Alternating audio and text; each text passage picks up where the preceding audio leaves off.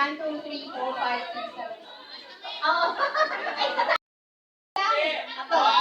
Okay. Ayan, tatlo ah. 1, 2, 3. Bato, bato, pick.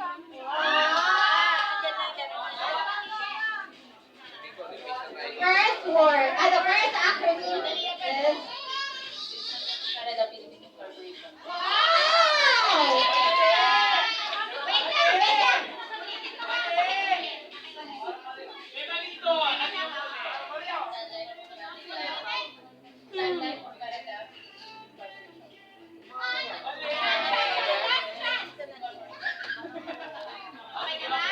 Okay.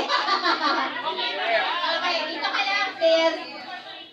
So again, SLOCPI stands for Salon of Canada Philippines Incorporated. Okay, congratulations. Next, ay napigyan ka ba? Okay. Ano ka na, sis?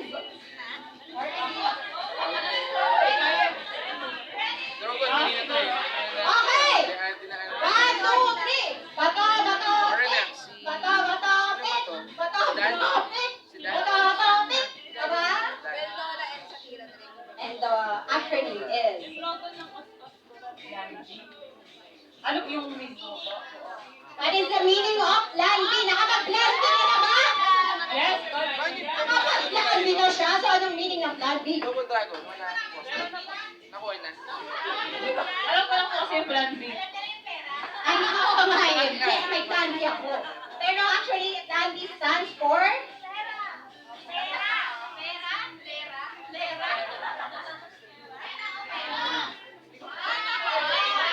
Sorry? Ay, merong chance to steal. Yung nanalo. Oo. Okay, pwede na pong umupo. Pwede na pong umupo yung hindi nakasagot.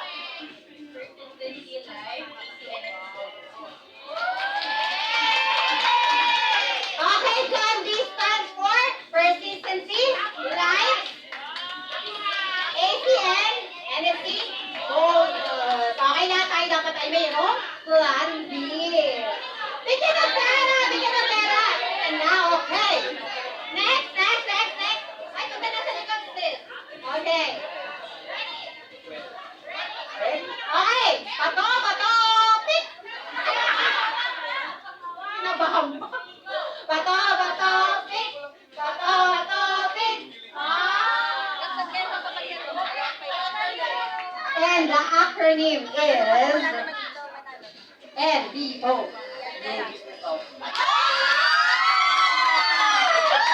Napakahusay!